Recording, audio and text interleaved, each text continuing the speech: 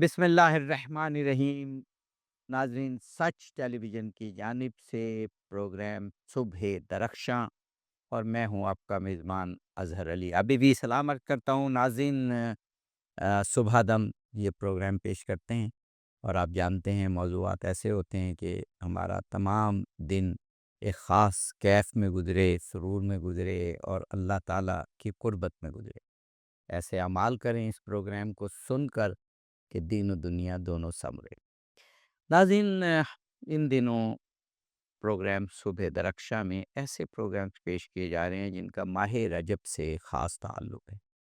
آپ جانتے ہیں کہ ماہ رجب المرجب، ماہ شعبان المعظم اور ماہ رمضان المبارک، یہ مہینے اللہ سے قرب حاصل کرنے کے مہینے ہیں۔ ایک روایت میں آیا ہے کہ حضرت امیر المومنین علی ابن ابی طالب علیہ الصلوۃ والسلام نے فرمایا کہ رجب میرا مہینہ ہے، شعبان معظم رسول خدا کا مہینہ ہے اور رمضان المبارک اللہ کا مہینہ ہے۔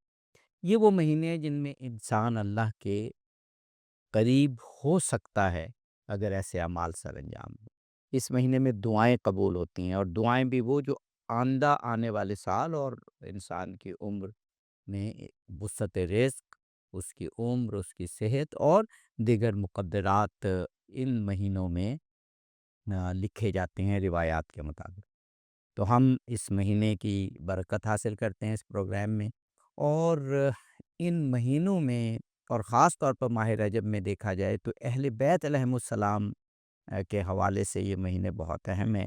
امام باقر علیہ السلام کی ولادت، 5ویں لال ولایت، آپ نے پروگرام ہمارا دیکھا، امام علی نقی علیہ السلام کی ولادت، پھر خود مولا کائنات امیر المومنین علی ابن ابی طالب علیہ الصلوۃ والسلام کی ولادت، اور امام محمد تقی علیہ السلام کی ولادت، اور پھر امام علی نقی علیہ السلام کی شہادت، اور امام موسیٰ کاظم علیہ الصلوۃ والسلام کی شہادت۔ اسی میں بعثت ہے، یعنی رسول پاک ختم مرتبت پر جب وہی نازل ہوئی، اور تو یہ مہینہ بڑا اہل بیت علیہم السلام سے کی برکات سے پر مہینہ ہے۔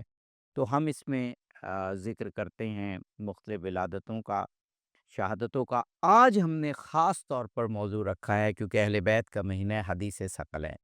رسول پاک ختم مرتبت محمد مصطفیٰ صلی اللہ علیہ وآلہ وسلم نے آخری سفر میں، آخری حج میں نہ صرف حدیث ثقلین بیان فرمائی بلکہ اس کے علاوہ بھی مختلف مواقع پہ اس کی اہمیت بیان کی۔ یہ حدیث ثقلین ہے کیا، اور اس کا جاننا کیوں بے حد ضروری ہے، آج اس پر گفتگو کرتے ہیں۔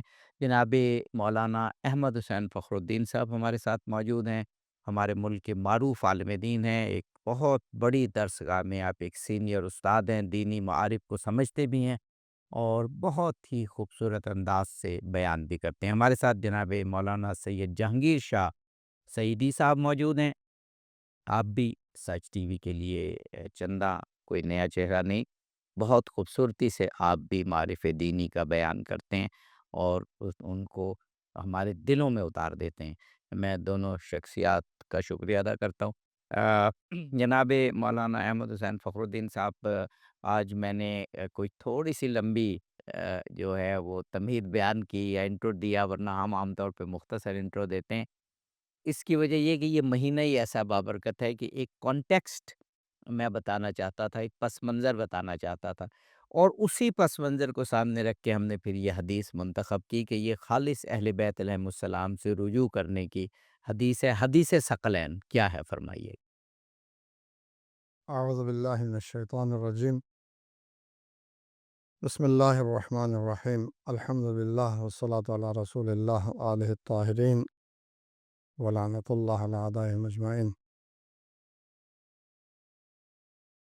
بہت شکریہ جناب آقا عابدی صاحب آپ کا، اور اسی طرح آپ کی ٹیم کا، سچ ٹی وی کا، جو یہ موقع فراہم کیا کہ یہاں آ کر ہم اپنے ناظرین محترم کی خدمت میں کچھ معروضات اس حوالے سے بیان کر سکیں۔ جی ضرور ضرور۔ ماہ مبارک رجب کی آمد کے حوالے سے اور اس مناسبت سے اپنے تمام ناظرین و سامعین کی خدمت میں اس بابرکت مہینے کی آمد پر مبارکباد پیش کرتا ہوں اور دست بدعا ہوں اللہ تعالیٰ اس بابرکت مہینے میں ہم سب کو اس ذات کی معرفت کے ساتھ اس کی اطاعت و بندگی اور قرب حاصل کرنے کی توفیق عطا فرمائے الہیہ اور محمد و آل محمد علیہ الصلوۃ والسلام کی مودت و محبت اور معرفت کے ساتھ ان کے نقش قدم پہ چلنے کی توفیق عنایت فرمائے۔ اس حدیث شریف کے حوالے سے جس کا جی آپ نے ذکر فرمایا، جو معروف ہے حدیث ثقلین سے، جو شیعہ سنی منابع کے اندر بیسیوں کتب میں تفسیر کی کتابیں ہوں، حدیث کی کتابیں ہوں یا تاریخ کی کتابیں ہوں، سب جگہ اس حدیث کا ذکر ملتا ہے، اور فریقین کے ہاں یہ روایت شریفہ بالکل متواتر روایات میں سے ہے کہ اور متعدد مقامات پر پیغمبر اکرم نے ارشاد فرمایا، میدان عرفہ میں، غدیر خم میں، اور بعض روایات کے مطابق آپ کی رحلت اور وصال کے وقت۔ بالکل اس سے اس کی اہمیت کا اندازہ ہوتا ہے۔ ارشاد فرمایا، انی تارک فیکم الثقلین، کتاب اللہ و عترتی، مشہور حدیث ہے کہ میں ثقلین کو تمہارے درمیان چھوڑ کے جا رہا ہوں۔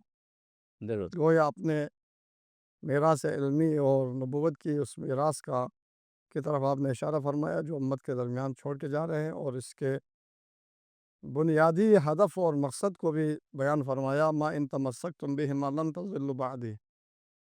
یہ ثقلین چھوڑ کے اس لیے جا رہا ہوں تاکہ امت قیامت تک کے لیے گمراہی سے بچ سکے۔ یعنی رسول پاک نے فرمایا کہ میں تم میں ثقلین دو بھاری چیزیں چھوڑ کر جا رہا ہوں، اور اگر تم ان کو تھامے رہو گے تو کبھی بھی گمراہ نہیں گے۔ کہ یہ اس کا جو بنیادی جو پیغام ہے حدیث کا، کیونکہ الفاظ تو پھر مختلف طریقوں سے مختلف آئے، کئی روایتیں ہیں، لیکن بنیادی پیغام آپ فرما رہے ہیں یہ۔ جی، بنیادی پیغام یہ ہے کہ امت قیامت تک کے لیے راہ حق پر، صراط مستقیم پہ گامزن رہے، اور راہ ہدایت پر امت جو ہے وہ چلتی رہے، ضلالت اور گمراہی سے امت بچ جائے۔ اس کے لیے حضور نے فرمایا کہ یہ دو چیزیں تمہارے درمیان چھوڑے جا رہا ہوں، دو گراں بہا، قیمتی اور انتہائی ثقیل، جی، جو وزن اپنی اہمیت کے لحاظ سے، اپنی ارزش اور قدر و قیمت کے لحاظ سے، اپنی عظمت کے لحاظ سے انتہائی وزنی اور انتہائی بے شک بے قیمتی چیزیں۔ اچھا آغا صاحب، گفتگو جاری رہے گی، میں چاہ رہا ہوں یہاں پر مولانا جہانگیر شاہ سعیدی صاحب کو بھی شامل کر لیں، اور پھر ہمارے پاس بہت وقت ہے اس کے مختلف پہلوؤں کو بیان کرنے کا۔ جناب مولانا جہانگیر شاہ سعیدی صاحب، میں ڈاکٹر طاہر القادری کی کتاب حدیث ثقلین، نام بھی اس کا یہی ہے، وہ دیکھ رہا تھا ابھی پروگرام سے پہلے، تو انہوں نے یہ حدیث 41 طرق سے، یعنی 41 طریقوں سے اس کتاب میں نقل کی ہے کہ 41 مرتبہ یہ مختلف کتابوں میں، چاہے وہ ترمذی شریف ہو، مسلم شریف ہو، مسند احمد بن حنبل ہو، مستدرک ہو، حاکم نیشاپوری کی المعجم ہو، طبرانی کی، ان سب میں، یعنی سب بنیادی کتابوں میں یہ حدیث موجود ہے، اور 41 طریقوں سے ہے، تو جو اس کی اہمیت کو بتاتی ہے کہ کتنی اہم ہے کہ امت مسلمہ کو یہ حدیث ازبر ہونی چاہیے۔ بسم اللہ الرحمن الرحیم۔ عابدی صاحب، بہت شکریہ آپ کا۔ سچ ٹی وی کا میں سمجھتا ہوں کہ آج کا جو موضوع ہے بہت ہی اہمیت کا حامل موضوع ہے، جو ہمارا ایمانی موضوع ہے۔ اہل بیت کی محبت جو ہے وہ تو ہمارا ایمان ہے، اس کے بغیر تو ایمان ہی نامکمل ہے۔ اور جس طرح آپ نے فرمایا کہ شیخ الاسلام ڈاکٹر محمد طاہر القادری صاحب کی جو کتاب ہے، وہ میرے پاس وہ کتاب ہے، اور میں الحمدللہ اس پہ میں نے اس کو پڑھا بھی ہے۔ اور یہ جو روایت ہے حدیث ثقلین جو ہے، یہ وہ روایت ہے کہ اس کے بارے میں کسی کا اختلاف نہیں ہے، جی بالکل اور یہ مختلف طرق کے ساتھ اور یہ مختلف الفاظ کے ساتھ آئی ہوئی ہے، بالکل اور مختلف مقامات پہ آقا علیہ السلام نے اس کے حوالے سے بات کی ہے۔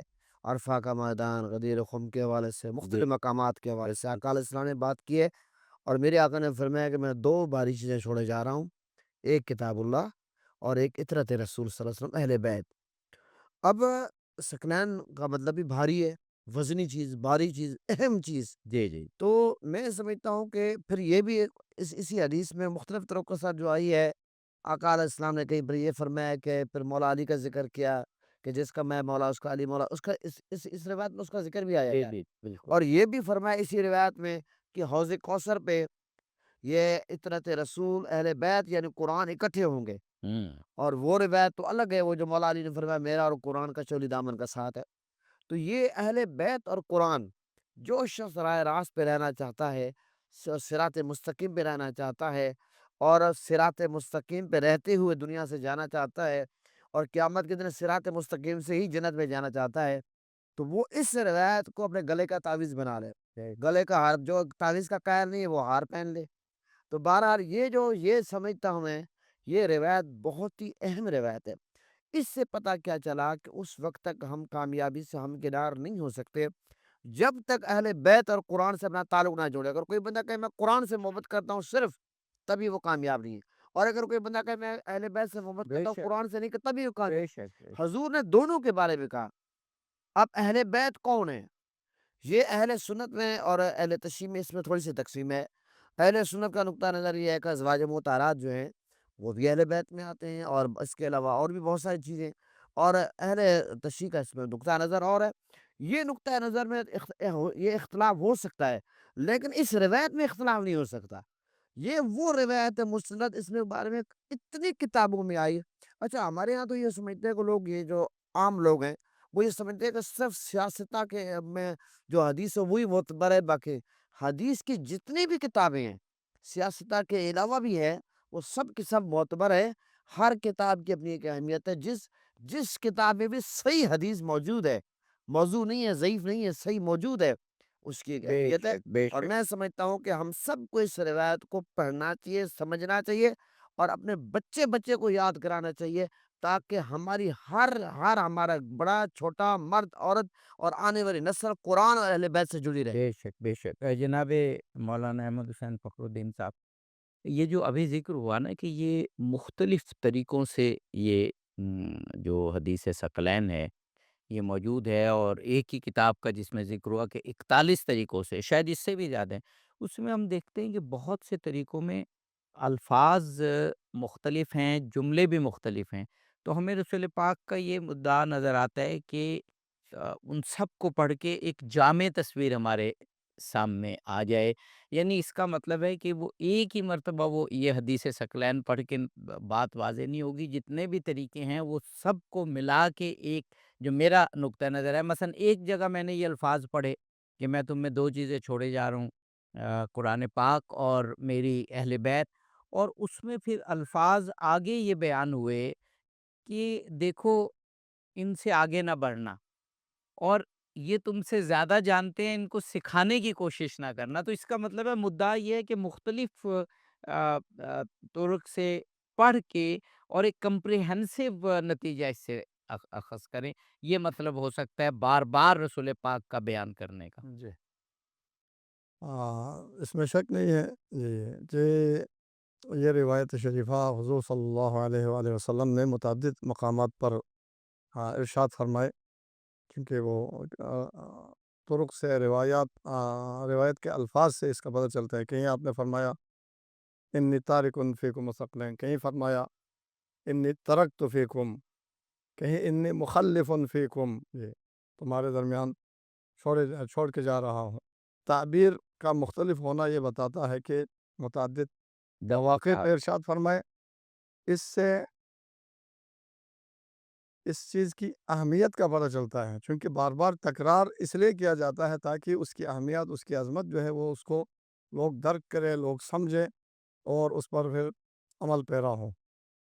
تو یہی وجہ ہے جو حضور سرور کائنات صلی اللہ علیہ وآلہ وسلم نے اتنی اہمیت اور تاکید کے ساتھ متعدد بار اس کو بیان فرمایا، جس کی وجہ سے صحابہ کرام رضوان اللہ علیہم سے لے کے آگے جو سلسلہ ہے روات کا، ہر طبقے میں اور ہر عصر میں بیسیوں بلکہ بعض اس میں سینکڑوں راویان حدیث نے اس روایت کو نقل کیا ہے۔ جی، ہم نے ایک بریک لینا ہے جی، بریک لینا ہے، بریک کے بعد یہیں سے گفتگو کو متصل کریں گے۔ ناظرین، حدیث ثقلین امت کی ہدایت کے لیے رسول پاک کا ایک بڑا واضح بیان، بہت اہم حدیث، اس پر گفتگو جاری ہے، ہمارے ساتھ رہیے، جلدی واپس آتے ہیں۔ ایک مرتبہ پھر آپ کو خوش آمدید کہتے ہیں پروگرام صبح درخشاں، اور آج ایک بہت درخشاں موضوع اس میں ہم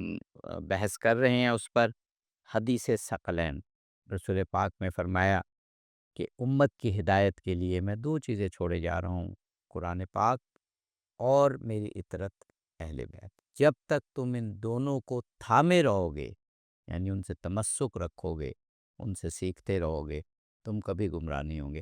اگر صاحب ہم وقفے سے قبل بات کر رہے تھے کہ مختلف مواقع پہ مختلف الفاظ، اور کم سے کم جو ہم نے دیکھے 41 جگہ پر تو یہ ڈاکٹر طاہر القادری نے بھی اپنی کتاب میں لکھے، اس سے جو کمپریہنسو ویو سامنے آتا ہے کہ ہم نے جو سیکھنی ہے چیزیں وہ قرآن اور اہل بیت علیہم السلام سے سیکھنی، کیونکہ تھامے رکھنے کا مطلب ظاہر ہے کہ ان سے معلومات لینا، ان سے علم لینا، ان سے ہدایت لینا، ان کی اتباع کرنا، اطاعت کرنا۔ جی، یہ عرض کر رہا تھا کہ 50 سے زائد طرق سے اس روایت کو نقل کیا ہے۔ ابقات الانوار کے اندر سید مرحوم سید میر حامد رضوی نے بڑی تفصیل کے ساتھ اس جی، کو بڑی کیا۔ مارکارہ کتاب ہے، بہت علامہ امینی نے الغدیر کے اندر، اسی طرح بہت سارے اس کی سند کے حوالے سے اصلاً الگ کتابیں لکھی ہوئی ہے اس کی سند کے اوپر، تو مسلماً یہ متواتر روایات میں سے ہیں، اور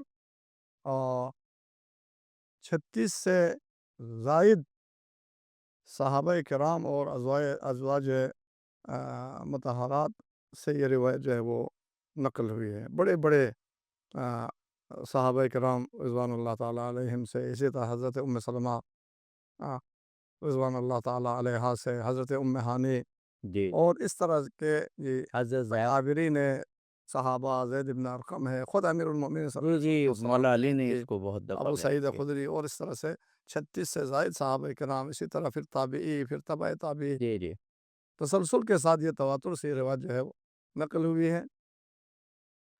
اس کے جہاں اس کی اہمیت کا ہمیں پتہ چلتا ہے کہ اس قدر تاکید سے آپ نے ارشاد فرمایا ہے، تو وہاں پر اس کے پیغام کو سمجھنے کی ضرورت ہے۔ اس کے پیغام کو سمجھنے کے لیے اس کے کلمات اور جملات کے اوپر بھرپور جو ہے وہ توجہ کرنے کے اور سمجھنے کی ضرورت ہے۔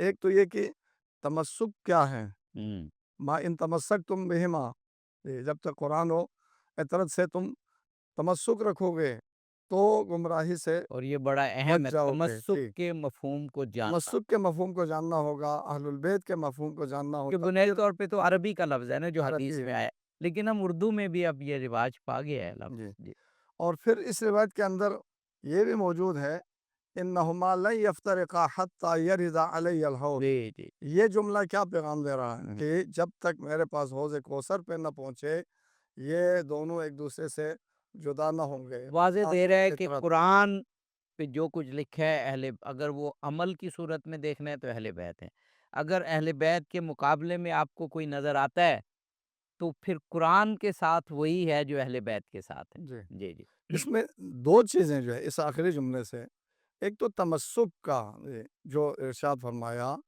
جو کہ گمراہ نہ ہونے کی شرط ہے، ما ان تمسک تم بہما، اس کا مطلب یہ ہے کہ اگر قرآن اور اہل بیت میں سے کسی ایک سے تمسک کو کسی شخص نے چھوڑ دیا تو نتیجہ جو ہے وہ گمراہی ہوگی، کیونکہ حضور صلی اللہ علیہ وسلم نے فرمایا ما ان تمسک تم بہما، جب تک ان دونوں سے تمسک رکھو گے۔ اس کا مطلب یہ ہے قرآن کا دامن چھوڑ دیا اور اہل بیت کے دامن سے متمسک ہوا، تو یہ بھی جو ہے ممکن نہیں ہے کہ قرآن کو چھوڑے اہل بیت سے تمسک رکھے، ہو نہیں سکتا۔ اہل بیت کو چھوڑے اور قرآن سے کوئی تمسک رکھنا چاہتا ہے، یہ بھی ممکن نہیں ہے، بالکل اس لیے کہ لا یفترقا، یہ ایک دوسرے سے قابل تفکیک اور قابل جدا نہیں ہے، ایک دوسرے سے جدا نہیں ہو سکتے۔ اس لا یفترقا سے، اس جملے سے دو اہم پوائنٹ جو ہے وہ سامنے آتے ہیں۔ ایک تو یہ کہ یہ قابل انفکاک، ایک دوسرے سے قابل افتراق نہیں ہے، جدا نہیں ہو سکتا ہے۔ کیا مطلب؟ یہاں سے دو اہم پیغام ملتا ہے۔ ایک یہ کہ عطرت اہل بیت کا تمام معارف قرآن ظاہر و باطن قرآن کے مکمل علوم اور معارف سے آگاہ ہونا واہ واہ ثابت ہوتا ہے۔ واہ واہ واہ، بہت خوب بہت خوب۔ اس لیے کہ اگر کسی بھی آیت کا توجہ رکھے گا، کسی بھی آیت کا علم اور اس کی تفسیر، اس کا معنی واقعی اور مراد خداوندی اگر اہل بیت کے پاس نہ ہو تو اس آیت کی حد تک قرآن اور اہل بیت ایک دوسرے سے جدا ہو گئے۔ یہ کہنا لن یفترقا، اس کا پیغام یہ ہے کہ اہل بیت عطرت پیغمبر صلی اللہ علیہ وآلہ وسلم یہ تمام معارف قرآن اور علوم قرآن سے ظاہر و باطن سے آگاہ ہے۔ اور خود مجھے پھر آپ کی اس بات سے مولا علی کا وہ قول یاد آ رہا ہے کہ پوچھ لو مجھ سے جو کچھ پوچھنا ہے، مجھے معلوم ہے قرآن کی کون سی آیت پہاڑ پر اتری، کون سی گھر میں اتری، کون سی باہر اتری، کون سی خشکی میں اتری، کون سی تری میں اتری۔ تو یہ جی، اہل اور بیت کے جو فرامین ہیں وہ بھی بتاتے ہیں یہ بات۔ اور بھی جو ہے بہت ساری اس بارے میں روایت موجود ہے۔ ایک یہ جملہ، دوسرا نقطہ جو ہے جو یہاں سے سمجھ میں آتا ہے لن یفترقا سے، وہ ہے اہل بیت کی عطرت کی عصمت۔ اس سے ان کا معصوم ہونا سمجھ میں آتا ہے۔ کیسے؟ اس لیے کہ حضور صلی اللہ علیہ وآلہ وسلم نے ارشاد فرمایا یہ ایک دوسرے سے جدا نہ ہوں گے۔ تو قرآن اہل بیت سے جدا نہیں ہے اس معنی میں کہ قرآن کا سارا علم اہل بیت کے پاس موجود ہے۔ بے شک۔ عطرت اور اہل بیت قرآن سے جدا نہیں ہے۔ کیا مطلب؟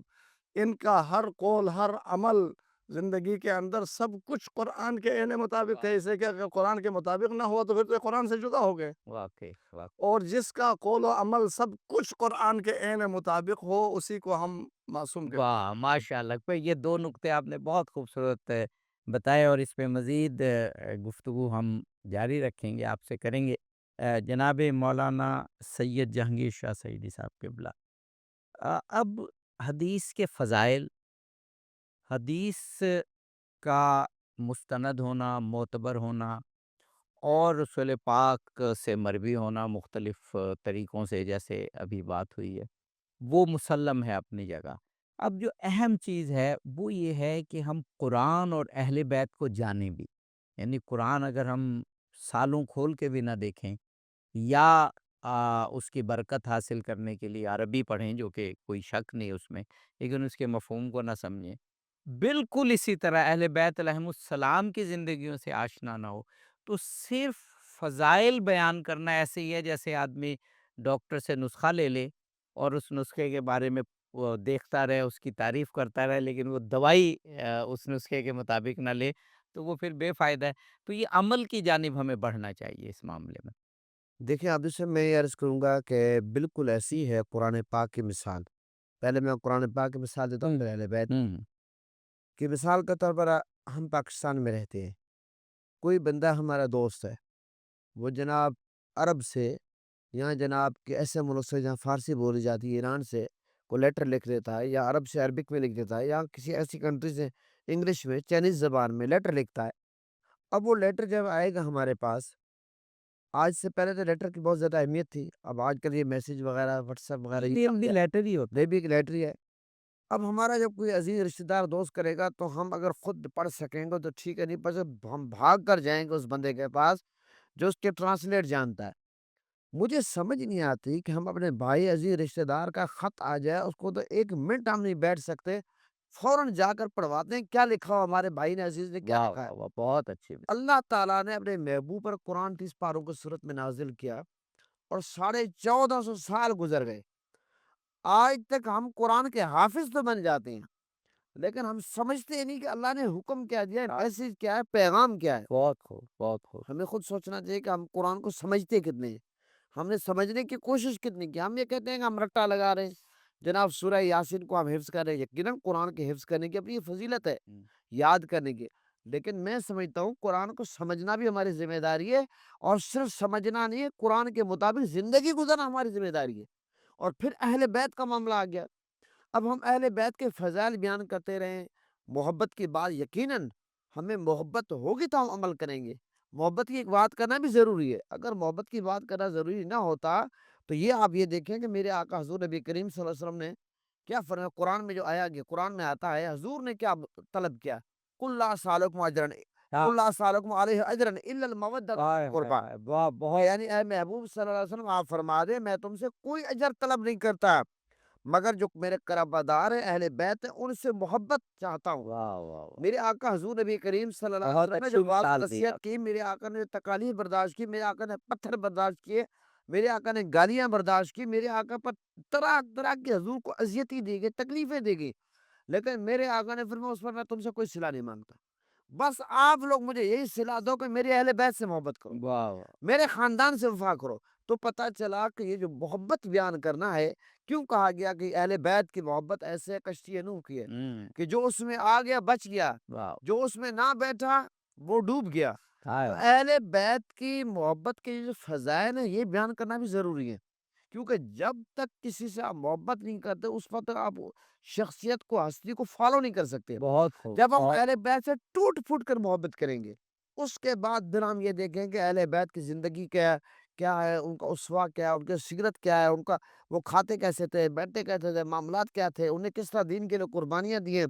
تو میں یہ سمجھتا ہوں کہ اہل بیت سے ہم جو عمل میں کمزور ہیں، اس کا مطلب ہے ہماری محبت میں محبت، کمزوری ہے۔ یہ بڑا جب اہم ہماری محبت ہمیں مضبوط ہوگی، میں سمجھتا ہوں عمل تو خود بہت آئے گا۔ عمل جو ہے محبت کے تابع ہے، ہوں، محبت عمل کے تابع نہیں ہے۔ واہ، عمل محبت، یقیناً جس بندے کو محبت ہے وہ عمل کرے گا، کیونکہ دنیا کا قاعدہ قانون ہے آج اگر ہم کسی سے محبت کرتے ہیں، ہم کہتے ہیں ہم اپنے دوست جیسے کپڑے پہنے، دوست جیسے جوتے پہنے، واہ، دوست جیسی ہم گھڑی واہ، پہنے، گفتگو واہ، کریں، تمام معاملات ہم نے واہ، کئی دوست رشتہ دار اپنے آس کرتے ہیں، تو پھر ہم کہیں ہمیں حسین سے محبت ہے، سیدہ کائنات سے محبت ہے، حضرت امام حسن سے محبت ہے، مولا علی سے محبت ہے، اور فقہ فالو نہ اعظم سے، کریں، ائمہ اہل بیت سے، اور حضور کے خاندان سے محبت ہے، لیکن ان کے طریقے کے بالکل ہم قریب ہی نہ جائیں۔ تو وہ بس اس کا مطلب ہے محبت میں محبت کوئی میں کمی ہے۔ کمی ہے اور اس کمی کو ہمیں پورا کرنا ہے۔ جی، جناب مولانا احمد حسین فخر الدین صاحب بڑا اہم نکتہ بیان کیا ہے مولانا سعیدی صاحب قبلہ نے، کہ اگر ہمارا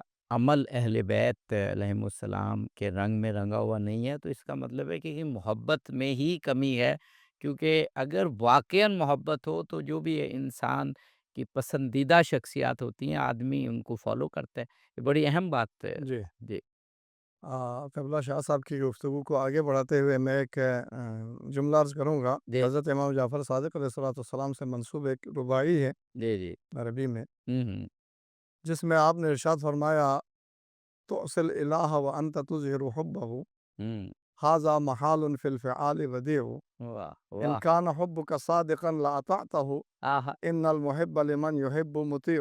آہا، فرماتے ہیں کہ ادھر سے کیا، اللہ کی نافرمانی کرے اور دوسری طرف سے خدا کے ساتھ محبت کا اظہار کرے، ہوں، یہ کائنات کے اندر نہ ہونے والی اور محال سی بات ہے، واہ، نہ ہونے والی چیز ہے جی جی، اور نہ محال بات ہے، اس لیے کہ انکان حب کا صادقا لاطاتا ہو، اگر تیری محبت سچی ہوتی تو اللہ کی اطاعت کرتا، واہ اس کے احکام کو مانتا۔ واہ واہ واہ، کیوں؟ اس لیے کہ یہ انسان کی طبیعت میں ہے، فطرت کے اندر موجود ہے کہ ان المحب لمن یحب مطیع، آئے، انسان جس سے محبت کرتا ہے ہمیشہ اس کا آہ، اطاعت گزار ہو۔ جو قبلہ سعیدی صاحب نے بات کی آپ نے اس کو اشعار کی صورت میں بیان کر دیا، اور اشعار بھی امام جعفر صادق علیہ السلام سے، سبحان اللہ، سبحان اللہ، لہٰذا یہ بالکل آغا صاحب نے بجا فرمایا ہے، جہاں پر عمل اگر نہیں ہے تو وہ محبت ہے ہی نہیں، حقیقت میں وہ ایک جھوٹا دعویٰ ہے، جی وہ ایک کاذب جو ہے وہ ادعا ہے، جی لہٰذا میدان عمل میں پیچھے رہنا یہ در حقیقت جو ہے وہ محبت کی کمی کی علامت ہے۔ اور محبت میں کمی کیوں ہوتی ہے یہ بھی یہاں پہ نقطہ سامعین محترم کی خدمت میں، ناظرین کی خدمت میں عرض کروں کہ محبت پیدا ہوتی ہے، اس کے لیے بنیاد ہے معرفت۔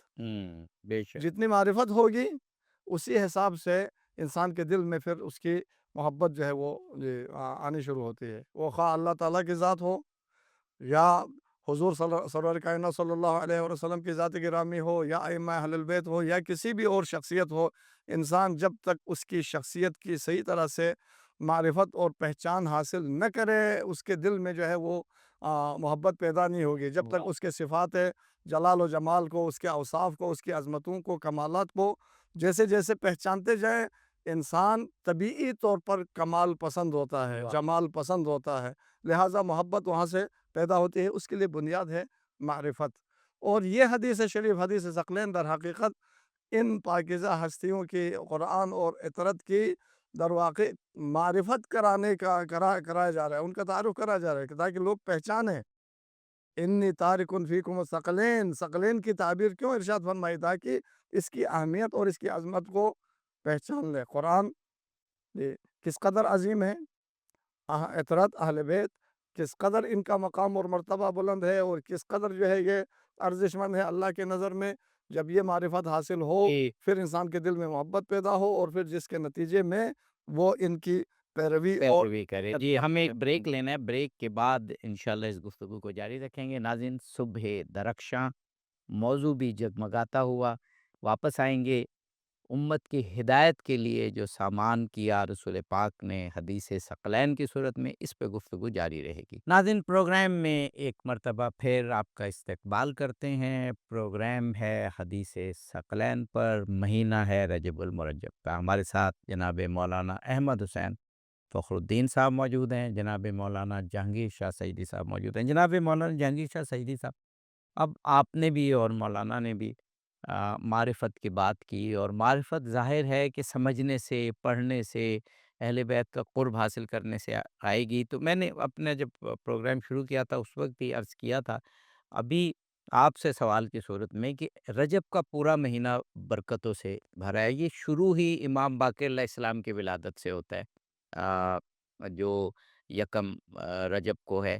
پھر امام علی نقی علیہ السلام کی ولادت 5 رجب کو ہے۔ 10 رجب کو امام محمد تقی علیہ السلام کی جو ہے وہ ولادت ہے، ہمارے نوے امام۔ 13 کو مولا کائنات کی، اور اس کے بعد اس میں 15 رجب کو حضرت زینب سلام اللہ علیہ کی شہادت بھی ہے۔ پھر 25 رجب کو امام موسیٰ کاظم علیہ السلام کی شہادت، اور شروع میں 3 رجب کو مولانا امام علی نقی علیہ السلام کی شب معراج یا اور یوم بعثت بھی ہے۔ اور اہل بیت علیہم السلام، امام حسین کی روانگی 28 رجب کو ہوئی مدینہ سے۔ تو یہ جو تاریخیں میں نے بیان کی، ان تاریخوں میں اگر ہم اس روز جو واقعہ ہوا، جو ولادت ہوئی، یا جو بھی واقعہ پیش آیا، اس کے بارے میں ہم پڑھ لیں، مستند کتابوں سے کوئی ویڈیو دیکھ لیں کسی بڑے اچھے عالم کی، اور رجب کا مہینہ گزرے تو یہ جو شخصیات میں نے بیان کی ہیں، ان سے کم حقو ہماری آگہی ہو جائے۔ فرمائیے گا۔ اب سے میں یہی عرض کرتا رہتا ہوں ہمیشہ کہ یہ جو تاریخیں ہوتی ہیں، تاریخوں کا اختلاف ہو سکتا ہے، لیکن یہ جو ہستیاں ہیں یہ تاریخوں کے محتاج نہیں ہوتی ہے۔ لیکن جو بھی تاریخ آتی ہے، آپ جس عقیدے نظریے پہ ہیں اس تاریخ کو آپ اپنی اس ہستی کو، لیکن یہ میں عرض کروں، آپ نے فرمایا یہ جو تاریخیں میں نے بیان جی اس میں کوئی اختلاف نہیں۔ یہ ان میں کوئی، یہ سب اہل پچیل مولا علی کی ولادت بسعادت کی خوشی سب طرح تاریخیں ہمارے یہاں مستند منائی جاتی ہے۔ جی جی یہ میں نے ویسے بات جی کی۔ جی جی کوئی اگر کہے بھی صحیح کوئی تاریخ کا اختلاف، تاریخ کے اختلاف سے اس شخصیت کی عظمت میں کوئی کمی نہیں آتی۔ بالکل یہ بھی یاد رکھیں، تاریخ کا اختلاف ہو سکتا ہے، لیکن وہ جو شخصیت ہے اس کو ہر حوالے سے پڑھیں، اور اس شخصیت کی جو سیرت ہے اس کو فالو کریں۔ میں سمجھتا ہوں کہ پورا مہینہ آپ مصروف بھی رہیں گے، اور پھر آپ کچھ نہ کچھ روحانی اثرات بھی لیں گے، اور صحیح عملی طور پر آپ آگے بڑھیں گے، کیونکہ اہل بیت کی محبت کے بغیر کامیابی ملتی نہیں۔ آقا علیہ السلام کا فرمان ہے کہ کسی آدمی کے دل میں ایمان داخل ہی نہیں ہوتا جب تک وہ میرے وفادار اہل بیت سے محبت نہ کرے۔ بے یہ میرے آقا کا فرمان ہے۔ اور ایک شاعر ہیں، وہ ہیں پنجابی کے، لیکن مجھے پنجابی آتی تو نہیں ہے، لیکن کچھ لولی لنگڑی میں کر کے تو کچھ جو اشعار ہیں پاپا کو سناتا ہوں۔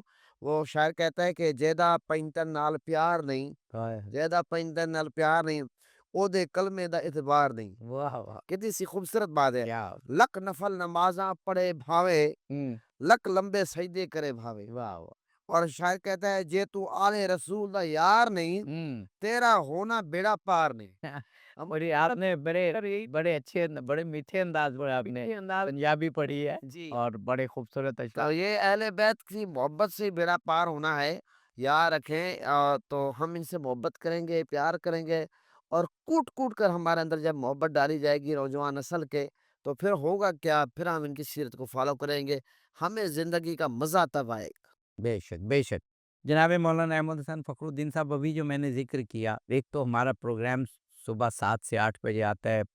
تمام ناظرین کو دعوت ہے اس بات کی کہ جو تاریخیں بیان کی، اسی تاریخ کے حوالے سے ہمارا پروگرام ہوتا ہے۔ لیکن آج کل کہتے ہیں نا کہ وقت نہیں رہا، لوگ بیٹھتے نہیں ہیں، خاندان آپس میں نہیں بیٹھتا، بچے ماں باپ کے ساتھ نہیں بیٹھتے۔ کیا ہی اچھا ہو کہ ہم سب اپنے گھر میں اعلان کریں کہ بھائی آج فلاں رجب کی تاریخ ہے اور اس امام کی ولادت ہے یا شہادت ہے، آئے مل کے یا تم اکٹھی کوئی کتاب پڑھتے ہیں یا کسی چینل کو دیکھتے ہیں یا سوشل میڈیا پہ اس امام کی شخصیت کو مل کے جو ہے وہ سنتے ہیں کہ ایسے بابرکت لمحات ہو جائیں۔ اور حدیث ثقلین کی بات ہو رہی ہے تو اس کے مختلف جو تناظر ہیں اور روایات ہیں ان کو پڑھیں اور اہل بیت سے اپنے آپ کو قریب کریں۔ جی۔ کتنا ہی اچھا ہوتا کہ اگر گھروں میں جیسے آپ فرما رہے ہیں اگر اس طرح سے ہو، یہ تو پھر بہت بڑی سعادت اور بہت بڑی کامیابی ہے کہ جہاں، لیکن بدقسمتی سے آج کل کی دنیا میں جہاں لوگ سارے مادیت اور پھر دنیا داری میں جو ہے وہ غرق ہیں، تو اس میں نہ ماں باپ کے پاس وہ وقت ہے اور وہ فرصت ہے کہ وہ بیٹھ کر اپنی اولاد کو، اپنے بچوں کو اس طرح کی مناسبتوں پہ ان پاکیزہ ہستیوں کے حوالے سے یا جو دینی معارف ہے ان کے حوالے سے گفتگو کرے، اور جی نہ ہی وہ اس طرح سے دینی تربیت کے اس میں ہوتے ہیں، اس سوچ میں ہوتے کوشش ہیں، کرنے سے ہو سکتا ہے، کوشش کرتا بہت ہے۔ ساری فیملیز کرتی بھی ہیں۔ چلے اگر سال بھر میں اچھا جی توفیق نہیں ہوتی تو کم از کم ان مناسبتوں پہ جی جی ان کی سیرت کو پڑھیں، ان کے فضائل و مناقب کو پڑھیں، قرآن کو پڑھیں، قرآن کو سمجھنے کی کوشش کریں، چونکہ جیسے ابھی بات ہو رہی تھی اصل بات ہے تمسک کی۔ دیکھیں نا، کوئی قرآن کو جی ہاتھ میں اٹھا کے کہے دیکھو ماشاءاللہ یہ کتنی خوبصورت کتاب ہے، مجھے اس کتاب سے محبت ہے، یہ میری کتاب ہے، اچھا جی یہ کہنا جو ہے یہ تمسک ہے؟ نہیں ہے۔ کوئی اس کو جی کھول کر جو ہے اس کے الفاظ کو پڑھیں، جی بڑے لحن کے ساتھ پڑھیں، جی خضوع و خشوع کے ساتھ پڑھیں، خالی پڑھنا جو ہے کیا یہ قرآن کے ساتھ تمسک ہے؟ جی نہیں ہے۔ کوئی اس کے ساتھ ترجمہ بھی پڑھ لیں، جی قرآن کی آیات کریمہ کی تلاوت کرے، اس کے ترجمے کو بھی پڑھ لیں، ٹھیک ہے یہ ایک فضیلت ہے، ایک ثواب کا عمل ضرور ہے، لیکن کیا یہ تمسک ہے قرآن کے ساتھ؟ یہ قرآن کے ساتھ تمسک نہیں ہے۔ قرآن کے ساتھ تمسک کب ہوتا ہے؟ کب تمسک کہلائے گا؟ کہ جب قرآن کا جو پیغام ہے، قرآن کا جو حکم ہے اس پر انسان عمل پیرا ہو، اس پر عمل کرے۔ بالکل یہی چیز عطرت میں بھی ہے۔ دیکھیں نا، حدیث نے یہ بتا دیا کہ ایک کافی نہیں ہے، صرف آپ قرآن کو لے کے بیٹھ جائے تو یہ جی حدیث کہتی ہے کہ قرآن صرف جو ہے آپ کی ہدایت کے راہ پہ گامزن ہونے کے لیے، گمراہی سے بچنے کے لیے کافی نہیں ہے، اس لیے کافی نہیں ہے کہ اس لیے اس قرآن کے اندر کلیات کو بیان کیا ہے، اس کی ساری تفصیل جو ہے وہ سنت میں ملے گی، جی وہ سیرت پیغمبر اکرم میں اور ائمہ طاہرین علیہ السلام کی سیرت و سنت میں ملے گی۔ لہٰذا جب تک جی ان کی سیرت پر عمل نہ کرے، ان کے نقش قدم پہ نہ چلے، عملی طور پر اپنے آپ کو ان کی راہ پہ گامزن نہ کرے، اس وقت تک تمسک نہیں کہلاتا۔ کوئی جی کہے کہ مجھے اہل بیت سے محبت ہے اور یہ ان کے نقش قدم پہ نہ چلے، یہ خالی محبت کا کہنا جو ہے یہ ٹھیک ہے، قابل ارزش اور قابل تحسین عمل ضرور ہے، لیکن یہ تمسک باہل بیت نہیں ہے۔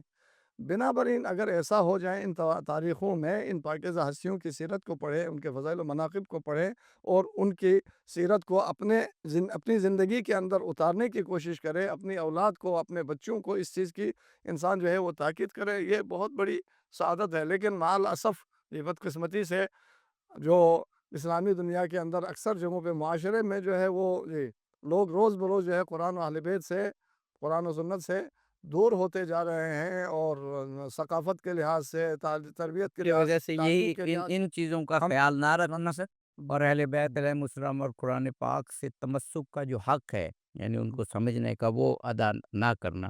جناب مولانا جہانگیر شاہ سعیدی صاحب، مجھے یہ کیونکہ رسول پاک نے فرما دیا، آپ کے زبان اقدس کا فرمایا ہوا وہ تو مستند ہے، معتبر ہے، اس پر تو بات ہو ہی نہیں سکتی۔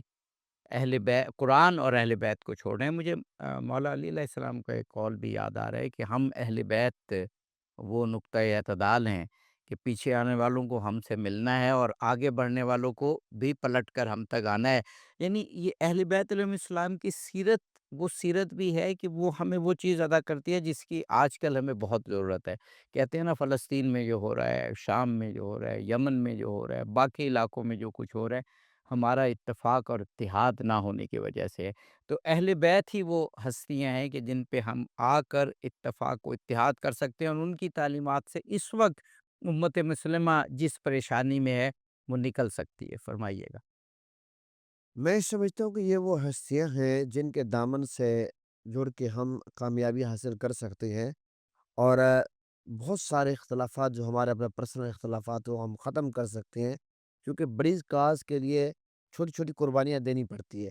چھوٹے چھوٹے جو ہمارے آپس کے اختلافات ہیں وہ ہم ختم کر سکتے ہیں، لیکن کیونکہ بڑی کاز ہے اہل بیت کی محبت، تو انکار کوئی نہیں کر سکتا۔ اور میرے آقا حضور نبی کریم صلی اللہ علیہ وسلم بنیادی طور پر میرے آقا نے فرمایا کہ ادبوا اولادکم علی ثلاث خصال، اپنی اولاد کو 3 چیزوں کی نصیحت کرو۔ ہوں، کون سی؟ اپنے نبی کی محبت، واہ، اور پھر میرے آقا نے فرمایا آل نبی کی محبت، ہائے ہائے ہائے، اور واہ پھر قرآن پاک کی تلاوت سکھاؤ۔ واہ واہ، اب یہ 3 چیزیں آپ دیکھیں، حدیث ثقلین دیکھیں جی جی، کہ اطرت رسول۔ کتنی خوبصورت حدیث آپ نے بیان فرمائی کہ اپنی اولاد کی تربیت کرو اللہ کی محبت پر، جی، اہل بیت علیہم السلام کی نبی محبت، پاک کی محبت، نبی اور پاک پھر کی، حضور کی آل کی نبی محبت، پاک کی اور قرآن آپ کی، سکھاؤ۔ اور پھر قرآن پاک کی، واہ جی، واہ واہ، تو قرآن سیکھیں گے تو ظاہر ہے محبت، قرآن سے محبت بھی ہے، سیکھیں گے سمجھیں گے۔ جی تو میں یہ سمجھتا ہوں کہ ہمیں متفق ہونا چاہیے ان چیزوں پر۔ پھر مسلمانوں پر کہیں بھی ظلم و ستم ہوتا ہے، جس طرح ہم دیکھ رہے ہیں، اپنے آنکھوں کے سامنے دیکھ رہے ہیں، ویڈیوز آتی ہیں کس طرح بمباریاں کی جا رہی ہیں، کس طرح فلسطینی بے گھر ہیں، کھلے آسمان تلے سوئے ہوئے ہیں، ان کو میڈیسن کی ضرورت ہے، ان کو خوراک کی ضرورت ہے، غذا کی ضرورت ہے۔ پھر بیت المقدس، اور پھر آپ یہ دیکھیں کہ فلسطین وہ انبیاء کی سرزمین ہے، اور اسی یہ معراج شریف کے مہینے پہ میرے آقا معراج پہ گئے ہیں، اسی مقام سے گئے، ہائے ہائے ہائے، مسجد اقصیٰ جی تک، مسجد حرام سے مسجد اقصیٰ تک میرے آقا گئے۔ پھر میرے آقا نے آسمانی سفر کیا آگے۔ پھر آپ یہ دیکھیں کہ آقا علیہ السلام نے تمام انبیاء کی وہاں امامت فرمائی ہے۔ لیکن آج فلسطین کے ساتھ کیا ہو رہا ہے؟ لیکن مسلمان میں ہر ایک نے 1.5 انچ کی مسجد بنا کر ہم تقسیم در تقسیم ہو رہے ہیں۔ ہائے، ہمیں بڑی کاز، بڑی کاز کے لیے چھوٹی قربانیاں دے کر اکٹھے ہو جانا چاہیے، چھوٹے اختلافات کو بلا دینا بے چاہیے۔ شک بے شک، بہت دفعہ ایسا ہوتا ہے کہ انسان کے آپس کے معاملات ہوتے ہیں، لیکن جب، اختلاف بھی جو ہے وہ ہاں، نظری جی، ترجیحات ہیں، ان کو تو جی، اختلاف کہنا بھی نہیں چاہیے، نظری ترجیحات ہیں حدیث کے حوالے سے، اور بنیادی چیزیں تو امت مسلمہ میں بنیادی بل عقائد تو ایک ہی، تو یہ اس وقت میں سمجھتا ہوں کہ اگر ہم فلسطین کا ساتھ نہیں دے رہے، اس وقت دیکھیں کہ کشمیر پہ ظلم ہو، ہم ساتھ نہ دیں، برما میں جہاں بھی کہ ظلم ہو وہ رہا ہے۔ جو اسلامی تعلیمات کی روح ہے نا، اس کا مطلب ہم نے اس کو نہیں پایا، ہمارے پاس وقت اب کم رہ گیا، میسج کا ٹائم ہے، تو جناب مولانا احمد حسین فخر الدین صاحب، یہ جو حدیث ثقلین ہے، یہ رسول پاک کی جانب سے ایک بہت اہم میسج ہے۔ میسج میں اس لیے کہہ رہا ہوں کہ یہ بھی روایت ہے کہ بالکل اپنے وصال سے کچھ دیر پہلے بھی آپ نے یہ حدیث بیان فرمائی، اور یہ بھی کہا، 3 دفعہ کہا کہ میری اہل بیت کا خیال رکھنا۔ تو اس میسج پر عمل کرنا بھی ضروری ہے، اسے اسپریڈ کرنا، اسے پھیلانا بھی ضروری ہے۔ دیکھیے یہ جی، بلکہ میں یہ عرض کروں کہ اس کو ایک میسج کہہ دینا شاید اس کی اس سے اس کی اہمیت جو ہے وہ صحیح واضح نہ ہو۔ یہ انتہائی تاکیدی شریعت کا حکم ہے، جو رسول گرامی اسلام صلی اللہ علیہ وسلم اپنی طرف سے تو کچھ بیان نہیں فرماتے، وما ينطق عن الهوى ان هو الا وحی یوحی، جو کچھ بیان فرماتے ہیں وہ حکم الہی ہوتا ہے، اور اس کو بار بار کہہ کے انتہائی تاکید کے ساتھ ایک انتہائی اہم ترین اسلامی اور شریعت کا حکم ہے، جس پر عمل کرنا ہر مسلمان کی ذمہ داری ہے۔ اور پھر ان کو پہچانوایا بھی کہ وہ اطرت کون ہے۔ علامہ ہموئینی نے فرائض و سمتین کے اندر روایت موجود ہے، قبلہ میری تائید فرمائیں گے، اہل سنت کے انتہائی جلیل القدر عالم دین ہے ہموئینی، انہوں نے فرائض و سمتین میں ایک روایت نقل کی ہے، جہاں پر حضرت عمر خطاب رضی اللہ تعالیٰ عنہ نے پیغمبر اکرم سے پوچھا، جی یا رسول اللہ، جی یہ اطرت کل اہل بیتک، آپ کے سارے گھر والے، سارے اہل بیت جو ہے وہ جی یہ مراد ہے آپ کی؟ آپ نے فرمایا نہیں، لا، بلکہ فرمایا اوصیائی، میرے جانشین، میرے خلفاء جو ہے، اولہم اخی و وزیر علی ابن ابی طالب، حضرت علی، پھر اس کے بعد فرمایا ثم ابن الحسن ثم ابن الحسین، اور 12 اماموں کا ذکر فرمایا یہ اہل بیت اور اطرت سے مراد یہ ہے، ان سے تمسک رکھو۔ آج جی جو کچھ ہمارے اوپر جو ہے وہ ہو رہا ہے مسلمان، آج میں تو یہ عرض کروں گا کہ آج کی دنیا میں اسلامی ممالک کے اندر جو ہمارے حکمران ہیں وہ اصلا مسلمان رہے نہیں ہیں، جی اسلامی غیرت ہمارے اندر سے ختم ہو چکی ہے۔ جہاں پر غیرت اسلامی نہ ہو، لا ایمان لمن لا غیرت لہ، جس کے پاس غیرت نہ ہو اس کے پاس ایمان ہی نہیں ہے۔ جی، اب اس وجہ سے یہ ساری بھی مصیبت آ وقت رہی ہے۔ تقریباً ختم ہو گیا، اور موضوع بڑا اہم ہے، لیکن آپ دونوں شخصیات نے میں یہ کہوں گا کہ واقعاً حق ادا کیا یا حق ادا کرنے کی کوشش کی، بہت ہی تفصیل سے اور بہت سلیس دلنشیں انداز میں حدیث ثقلین کی اہمیت کو واضح کیا، اور اس کو دور حاضر سے بھی جوڑا کہ اہل بیت سے اگر محبت ہے تو غیرت اسلامی بھی ہونی چاہیے۔ جناب مولانا احمد حسین فخر الدین صاحب آپ کا، جناب مولانا سید جہانگیر شاہ صاحب سعیدی قبلہ آپ کا بےحد شکر گزار ہوں۔ ناظرین، آج ہم نے حدیث ثقلین پر گفتگو کی۔ رسول پاک نے فرمایا کہ میں تم میں دو چیزیں چھوڑے جا رہا ہوں تمہاری ہدایت کے لیے، ایک قرآن پاک اور دوسری میری اطرت۔ جب تک ان سے تمسک رکھو گے، جڑے رہو گے، ان کو تھامے رہو گے، تم کبھی گمراہ نہیں ہوگے۔ اور دیکھو، ان کو سکھانے کی کوشش نہ کرنا، یہ تم سے زیادہ جانتے ہیں، اور ان سے آگے بڑھنے کی کوشش نہ کرنا۔ اتنے اہم پیغام جو دیے رسول پاک نے اور حکم دیا حدیث ثقلین کے حوالے سے، حق بنتا ہے کہ ہم اس حدیث کو یاد بھی رکھیں اور اس پر عمل کرنے کی کوشش بھی کریں۔ صبح درخشاں کی اس ایپیسوڈ سے اظہر علی عابدی کو اجازت دیجیے۔ فی امان اللہ۔